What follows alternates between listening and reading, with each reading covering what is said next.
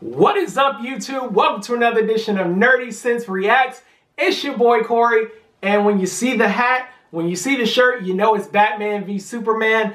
Yesterday, I guess some type of TV spot drop was called, well, it was Don't Forget, but it was actually an announcement to fans. But there were some new shots, so we got to get it in. It's just a little superhero announcement, kind of like part of a first look thing, just getting people, just trying to get people interested, as if we're already gonna forget that Batman v Superman is coming out. So let's get into it.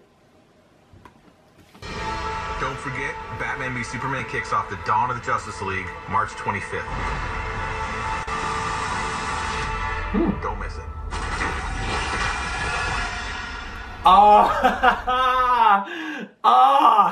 Of course, I know it's 16 seconds, but I almost thought they were, I thought they were about to show them colliding.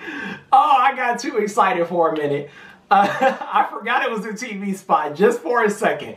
Just for a second. One more time, because my mind did not let me remember that that was a TV spot. Don't forget, Batman v Superman kicks off the dawn of the Justice League, March 25th. Don't miss it. Oh, man. Okay, so these TV spots have been focusing a lot on Batman v Superman. The trailers did a good job of setting the backdrop, letting you know some of what the controversy in this film is going to be.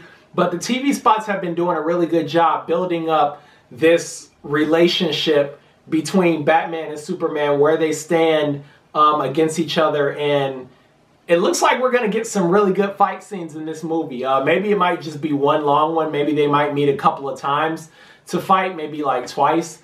But it looks like DC is doing a really good job so far with just building up anticipation for this film.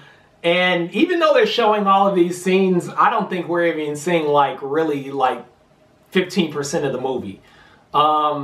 They've been really good about recycling some of the scenes where it looks like Batman and Superman are going against each other and fighting a little bit. But a lot of people are kind of mad that they're showing a lot of footage. And I'm just sitting back like, do you guys remember the Avengers? Do you remember Star Wars?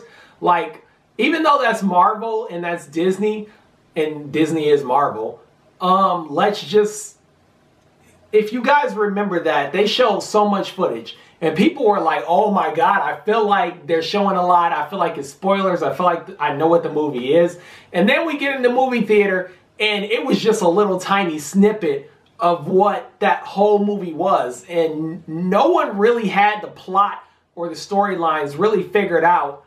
And believe me, a lot of people went on Reddit and just typing out things in Tumblr and saying, hey, I know what's going on. I figured out the plot. But people really hadn't had it all figured out. Even no one was even close with the Age of Ultron.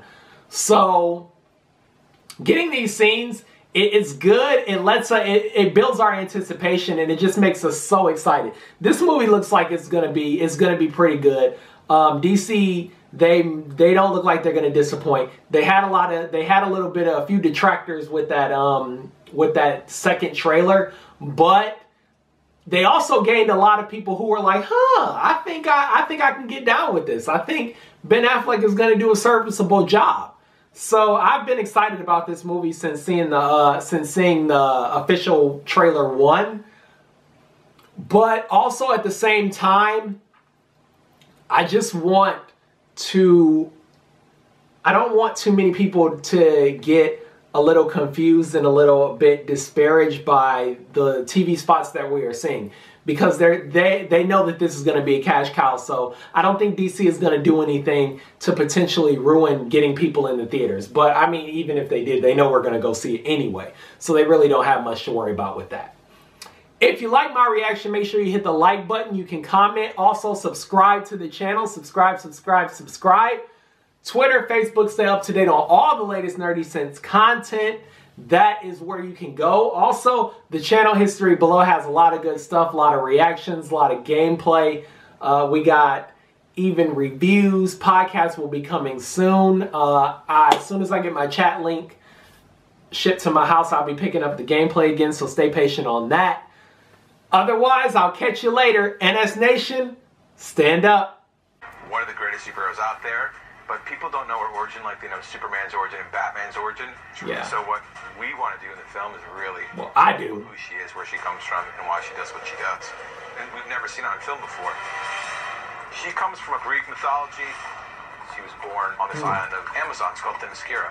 We're gonna see her coming of age, the entire history, what's her mission. And these Amazons were once created to protect man's world, but they've since abandoned it. And Diana is asking constantly, why don't we go do what we were created to do and protect man? And they say because they're not worth it. And this takes her on a journey into our world.